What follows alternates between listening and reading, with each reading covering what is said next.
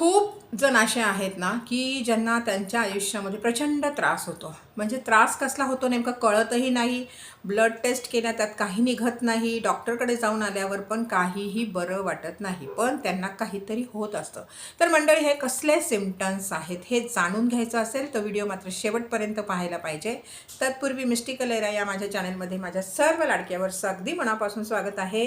तुम्ही छान राहा, मस्त राहा, अशी श्री स्वामी समर्थांच्या चरणी कायम प्रार्थना असेल. तर मंडळी, की आपल्यावर कोणी काहीतरी करतंय ह्याची ही चाहूल असते, की तुम्हाला वाटतं की काय आहे नेमकं, काय होतोय, काय त्रास होतोय, काहीही कळत नाही आहे. म्हणजे कोणीतरी आहे जे तुमच्यावर जळतंय म्हणा, किंवा त्यांना तुम्ही पुढे जाताय हे पाहवत नाही आहे म्हणा, किंवा कोणीतरी आहे की ज्यांना काही जण असतात की त्यांना उगाचच एखाद्याविषयी मनामध्ये ग्रज पकडलेला असतो. म्हणजे मनामध्ये एखाद्याविषयी उगाचच काहीतरी राग असतो आणि त्या व्यक्ती काही ना काही करत असतात. आणि कायम मी सांगितलेलं आहे की एक लक्षात ठेवा की हे सगळं करणारे व्यक्ती तुमच्या जवळच्याच असतात. तर आज आपण जाणून घेणार आहोत की नेमकं कोणी आपल्यावर जर काही तंत्रमंत्र केलेलं आहे, कोणी आपल्यावर काही वेगळ्या पद्धतीचं आपल्या घरातल्यांवर वशीकरण केलेलं आहे, किंवा कोणी ब्लॅक मॅजिक करते, म्हणजे भाणामती करते, सिपले आलम करते, अशा अनेक वेगवेगळ्या गोष्टी आहेत बरं का याच्यामध्ये जे करू शकतात लोक. तर मला एक सांगायचं आहे की कोणी काहीतरी करतं यापेक्षा आपल्याला कसला त्रास होतोय ना, आज आपण हे पाहूया. बघा, कोणी काहीतरी केलं असेल तर आपल्याला होणारा त्रास हा असा असतो. एक तर तुमचं पोट लवकर साफ होणार नाही. दुसरं, तुमच्या तोंडाला बोलताना दुर्गंधीचा वास येतो. तिसरं, तुम्हाला अंघोळ करावीशी वाटणार नाही. चौथं, सगळ्यात महत्त्वाचं, तुम्हाला अन्नाला चव लागणार नाही. तुम्ही सतत आजारी पडाल, तुमचं डोकं सतत जड राहील, तुम्हाला कुठे जावंसं वाटणार नाही, तुमचं कामात मन लागणार नाही. आणि ज्या स्त्रिया असतात त्यांना केस भरपूर गळतील, त्यांच्या केसांमध्ये कोंडा भरपूर होऊन जाईल, डोळे ड्राय व्हायला लागतील आणि दातही हालायला लागतील. हे सगळ्यात मोठं कारण आहे की तुमच्यावर कोणीतरी काहीतरी करते. बरं, आता एक सांगते की मी जी कारणं सांगते आहे याला तुम्ही तसंही पकडू नका, कारण काही वेळेस आपल्या शरीराच्या आतमध्ये काही बिघाड असेल, शरीराच्या कुठल्या याला काही त्रास होत असेल ना, तरीही काही सिम्प्टम्स त्याला कनेक्ट असतात. त्याच्यामुळे जरुरी नाही आहे की तुम्ही 100% मी सिम्प्टम्स सांगते ते त्याला कनेक्ट करा की कोणी काहीतरी करते. आधी डॉक्टरांना दाखवा, डॉक्टरांना दाखवून तिथे निदान घ्या, सगळे टेस्ट करा, त्याच्यानंतर तुम्ही ठरवा. कारण या कोणी काहीतरी करतं यातनं बाहेर पडणं आहे ना फार सोपं आहे. तसं तर फक्त तुम्हाला मी सांगते ते केलं पाहिजे, कारण मी सांगते ते जर कराल ना तुम्ही, तर तुमच्या आयुष्यामध्ये तुम्हाला कधीच कोणी काही करणार नाही. ही सगळ्यात पहिली गोष्ट. जेव्हा तुमच्या घरामध्ये ह्या सगळ्या गोष्टी होत असतात, तुम्हाला त्रास होत असतो, तुम्ही सगळ्या ह्याच्यातनं बेजार झालेले असताना, त्यावेळेस लक्षात ठेवा, तुमच्या घराचं एखादं पाळीव कुत्रं असेल किंवा मांजर असेल ना, तर ती एका कॉर्नरकडे बघून किंवा पर्टिक्युलर एखाद्या जागेकडे बघून आहे ना, ते लोक सतत तिथे बघत राहतात आणि कधी कधी थरथर कापतात. म्हणजे ती एनर्जी त्यांना जाणवते की कोणी काहीतरी केलेलं आहे. मी तर बरेचदा लोकांना सांगते की आता कोविडने आपल्याला शिकवलेलं आहे की सगळ्यांना सारखं घरी बोलवत बसू नका, कारण करणारी व्यक्ती ही तुमच्या जवळची असते, तुमचे मित्रमैत्रिणी, तुमचे नातेवाईकच असतात. कधीतरी आपल्या घरातली म्हणजे आपल्याबरोबर राहणारीही व्यक्ती असते. तर त्याच्यामुळे मंडळी, एक गोष्ट लक्षात ठेवा, घरात राहणाऱ्या व्यक्तीला तुम्ही बाहेर नाही काढू शकत, पण जे बाहेरून आत येणार असतात ना, त्यांना तुम्ही कुठेतरी थोडेसे बंधनं घालू शकता किंवा कमी करू शकता त्यांचं येणं. एखाद्याला भेटायचं असेल घरी येऊन, तर त्यांना सांगू शकता आपण बाहेर भेटू, किंवा आज मी घरी नाही आहे. गरज नसेल तर उगाचच कोणाला घरी बोलावू नका, कारण तुमचं घरामध्ये येऊन कोण काय टाकून जाते, किंवा तुम्ही कुणाच्या हातून काही दिलेलं प्रसाद आणलाय गं, खा गं, मी इथे गेले होते, मी तिथे गेलो होतो वगैरे, तर ते सगळं बंद करा. कोणी प्रसाद दिला पण ना, कुठे झाडाखाली ठेवा, त्या भगवंताला क्षमा करा, कारण या भौतिक जगामध्ये ना कोण काय कशामधून देईल याची काहीही गॅरंटी नाही. कोणी दिलेलं पान तर कधीच खाऊ नका, कारण पानातनं सगळ्यात जास्त मोठं वशीकरण होतं. पान तर कधीच खायचं नाही मंडळी. आणि एक काम करायचं, ज्यांना असं वाटतंय की ह्या सगळ्या गोष्टी होत आहेत त्यांच्याबरोबर, हे सगळे सिम्प्टम्स होत आहेत, त्यांची मुलं त्यांचं ऐकत नाही, मुलं बेजार करतायत, म्हणजे अभ्यासही करत नाही आहे, त्यांचं करिअर खराब झालं आहे. एखादी मोठी मुलं असतात, त्यांना जॉब लागत नाही, त्यांचं करिअर खराब होऊन गेलेलं आहे, किंवा त्यांचंही कामात मन लागत नाही, एखाद्याचं लग्न जमता मोडतं, तर बघा, ह्या सगळ्या गोष्टी पण होत असतील तर तुम्हाला पितृदोष आहे का हे पण चेक केलं पाहिजे, तुम्हाला राहू दोष आहे का हे पण चेक केलं पाहिजे, वास्तू दोष आहे का हे पण चेक केलं पाहिजे. काही प्रत्येक वेळी ना एकच कारण नसतं की कोणी काहीतरी करते.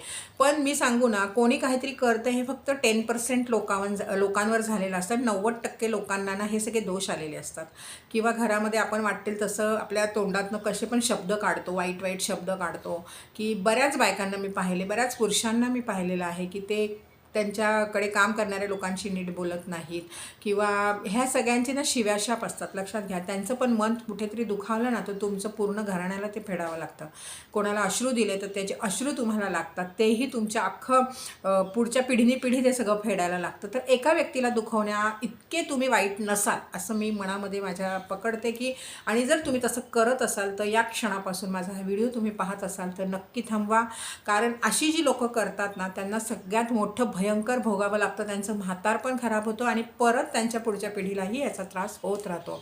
एखादी व्यक्ती तुमच्यासमोर गप्प बसते आणि तुम्ही तिला वाटतं तसं बोलत असाल तर कृपा करा, असं करू नका. ती व्यक्ती गप्प बसते कारण तिच्याकडे द्यायला उत्तर असतं, पण कुठेतरी तिला द्यायचं नसतं किंवा तिला ते तुमचा अपमान करायचा नसतो असं समजा तुम्ही. काही आईबाप मुलांनाही वाटेल तसं बोलतात, तर ते सगळं बंद करा. तुमच्या घरामध्ये तुम्ही तसं अजिबात कुठलंही अवाच्य शब्द वापरू नका. कारण वास्तू बोले तथास्तु. हे सगळं आपल्या आयुष्यामध्ये जे घडत असतं ना, मी एक सांगते, कुठेतरी त्याला आपणच कारणीभूत असतो. नको ती लोकं आपणच जवळ करतो, नको त्या लोकांना आपणच दुखावतो आणि पदरी पाडून घेतो. तर मंडळी, मी सांगते की या क्षणापासून हे सगळं बंद करा. म्हणजे तुमचं आयुष्यामध्ये तुम्ही पाहाल किती सुख आणि समाधान नांदेल, कसलाही त्रास होणार नाही.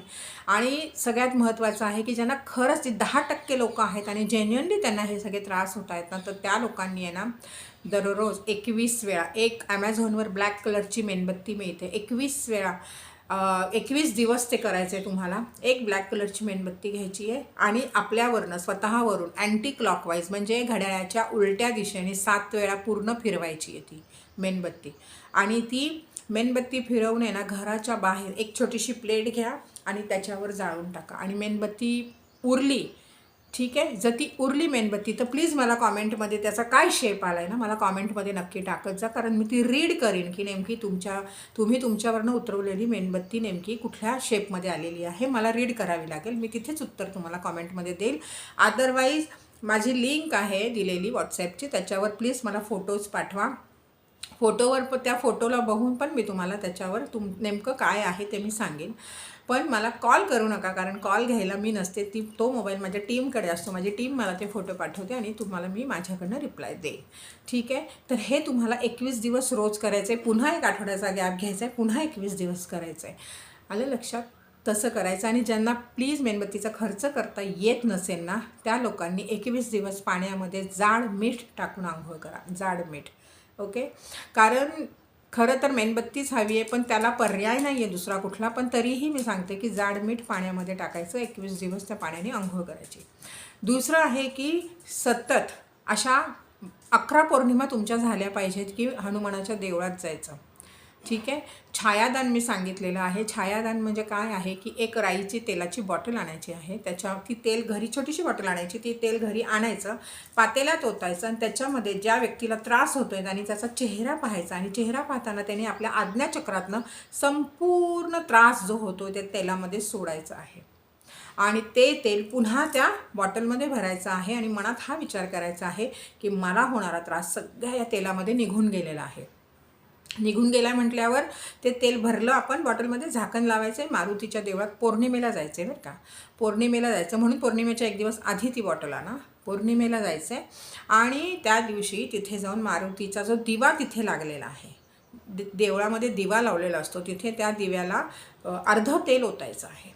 आणि ओतताना मनात विचार करायचा आहे की माझे त्रास ह्या दिव्यामध्ये जसं दिव्यातलं तेल संपेल माझा त्रास संपून जाईल, असा विचार करायचा. आणि अर्धं तेल बाटलीमध्ये ठेवायचं आहे, तिथल्या ब्राह्मणाला द्यायचं आणि सांगायचं की हे तुम्ही दिव्यामध्ये टाकत राहा.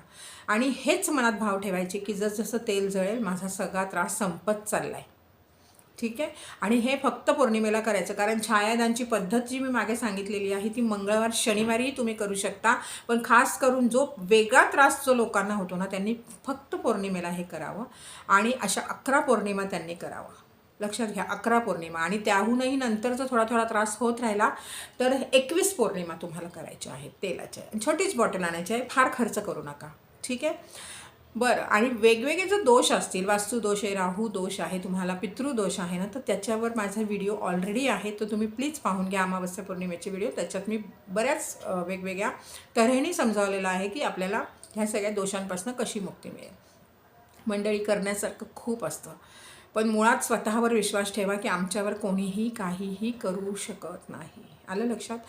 घराच्या बाहेर पडण्याच्या आधी आपल्या देव्हाऱ्यासमोर उभं राहून एक अगरबत्ती तरी प्रत्येकाने लावली पाहिजे. जेव्हा तुम्ही घराच्या बाहेर पडता नियम करा की एक अगरबत्ती आपल्याला लावायची आहे. ती अगरबत्ती आहे ना, देवाच्या समोर उभं राहणं, हात जोडणं, हे सगळ्यात मोठं तुमचं कवच आहे. कळलं. देवाला सांगायचं सुखरूप चाललोय, सुखरूपच घरी येईल तुझ्या आशीर्वादाने. त्यामुळे निघतानाही म्हणायचं भगवंता चला बरोबर. बऱ्याच छोट्या छोट्या गोष्टी असतात पण फार महत्त्वाच्या असतात. आपण जर त्या नाही केल्या तर त्याचा त्रास आपल्याला होत राहतो. इतरांना नावं ठेवण्यापेक्षा आहे ना, आपण स्वतःमध्ये काय सुधारणा करू शकतो ना, हे कायम पहा. कारण नावं ठेवणं फार सोपं असतं, पण स्वतःमध्ये सुधारणा करणं फार अवघड असतं. त्यामुळे वाईट कुणाला बोलू नका. सगळ्यात महत्त्वाचं आहे, तुम्हाला राग प्रत्येकाला येतो, मलाही राग येतो, पण मी स्वामींशी बोलते, त्या क्षणाला माझा राग जातो. कारण मला माहिती आहे, मला काही झालं तरी माझे स्वामी आहेत आणि माझे स्वामी माझ्याशी बोलतात, माझ्यासाठी हे भरपूर आहे. त्याच्यामुळे मंडळी, ही गोष्ट कायम लक्षात ठेवा की जिथे स्वामी पाय तिथे न्यून काय. हे वाक्य तुम्ही माझ्या बऱ्याच व्हिडिओमधून ऐकत असाल. कारण माझी माऊलीच ती आहे. मला आईवडील नाही आहेत, तर माझी माऊली ती आहे. कळलं. कारण माझं सगळं तिथेच आहे. माझं पूर्ण विश्वच स्वामींच्या चरणांशी आहे. माझ्या चुका, माझं असणं, माझं नसणं, जे काही आहे स्वामींच्या पुढ्यात आहे. तर तुम्हीही असं कुणाला तरी स्वतःला वाहून घ्या, म्हणजे तुमचा योगक्षेम ते चालवतील. तर मंडळी, मला वाटतं ही जी भीती मनात आहे, कोणीतरी काहीतरी करतंय ना, घराचं कायम शुद्धीकरण करत राहा. कायम धूप, दीप, अगरबत्ती सगळं घरात रोजचं व्यवस्थित 2 टाईम व्हायला पाहिजे. घरामध्ये उपासना व्हायला पाहिजेत. कुठलं तरी मंत्राचं एखादं छोटंसं तुम्ही काहीतरी आणून सतत ते घरामध्ये वाजलं पाहिजे. बरं, नाही आणता आलं तर मोबाईलवर, यूट्यूबवर तुम्हाला मोठमोठ्या सतत आपल्याला हनुमानाची कुठलेही स्तोत्र तुम्ही घरामध्ये लावू शकता. मारुती स्तोत्र लावू शकता, हनुमान चालीसा लावू शकता. ह्या गोष्टी जोरजोरात घरात लावा. स्वामींचे मंत्र घरात लावा. अनेक गोष्टी आहेत करण्यासारख्या, ते करा. घरात शुद्धीकरण व्हायला पाहिजे. सगळ्यात महत्त्वाचं, अडगळ काढा घरातनं. तुमच्या वॉशरूममध्ये वगैरे पण, म्हणजे तुमच्या बाथरूम जे आहे तिथे पण तुम्हाला अगरबत्ती, धूप वगैरे दाखवायचं आहे. घरात रोज कापूर जळायला गेला पाहिजे. कापूर बरोबर 1 लवंग आणि थोडंसं हिंग त्याच्यावर तुम्हाला जाळायचं आहे. आणि दर शनिवारी मात्र उतारा करत राहायचं आहे. उतारा कसा करायचा आहे तर 7 वेळा लिंबू आपल्यावरनं उतरवायचं आणि ते लिंबू 4 भाग करून पूर्णपणे जाऊन तुम्हाला 4 रस्त्यावर 4 दिशेला फेकायचं आहे. आणि हे दर शनिवारी करायचं. लिंबाचा उतारा झाल्यानंतर जेव्हा फेकून येतात तेव्हा रस्त्याने येताना मागे वळून पाहायचं नाही, कोणाशी बोलायचं नाही. घरी यायचं, हातपाय तोंड धुवायचे, देवाच्या समोर जायचं, माथ्यावर देवाच्या इथला टिका लावायचा. खूप सोपे उपाय देते आहे, कारण तुम्हाला खर्चिक उपाय मी मुळात कधीच देत नाही. पण जर तुम्ही खर्च करू शकत असाल तर मी सांगते ते उपाय करत जा. नाही खर्च करू शकत तर त्यालाही मी ऑप्शन दिलेला आहे. तर खूप सोपं आहे, करत राहा. तुम्हाला कुठलाही त्रास होऊ नये. आणि हा व्हिडिओ जास्तीत जास्त लोकांपर्यंत पोहोचवा, कारण खूप लोकांच्या मनामध्ये हे संभ्रम आहे की आम्हाला कोणी काहीतरी करतं आहे. तर त्यांच्यापर्यंत हा व्हिडिओ जर गेला तर तुमच्याकडून त्यांना हेल्पच होईल आणि मलाही असं अनेक वेगवेगळ्या पद्धतीने तुम्हाला गाईड करता येईल. तर मंडळी, ज्यांनी अजूनही चॅनलला सबस्क्राईब नाही केलं त्यांनी चॅनलला सबस्क्राईब करा. बेल आयकॉनचं बटन दाबा आणि मिस्टिकल एराशी जोडले जा. ज्यांना मिस्टिकल एराशी अजून जोडलं जायचं आहे, म्हणजे वेगवेगळ्या प्लॅटफॉर्मवर जोडलं जायचं आहे ना, तर त्यांनी माझं डिस्क्रिप्शनमध्ये खूप साऱ्या लिंक्स दिलेल्या आहेत. व्हॉट्सॲपची लिंक आहे तिथे तुम्ही पाहाल तर तुम्हाला इन्स्टाची लिंक दिसेल, फेसबुकची लिंक आहे, तर तिथेही तुम्ही जोडले जाऊ शकता. फक्त मला कंटिन्युअस कॉल करू नका, नाही मला तितकंसं वेळ मिळत. त्यामुळे खरंच मी माफी मागते, पण मेसेजला उत्तर नक्की मिळेल मंडळी. तर व्हिडिओ जास्तीत जास्त शेअर करायचा आहे. कॉमेंटमध्ये मला सांगायचं आहे की कोण कोण ह्या पद्धतीने त्रासामध्ये आहे. आणि पुन्हा आपण लवकर भेटू. मी खूप छान व्हिडिओ, खूप छान विषय घेऊन तुमच्यासमोर पुन्हा येईन. तोपर्यंत छान राहा, मस्त राहा आणि माझे व्हिडिओ पाहत राहा. धन्यवाद.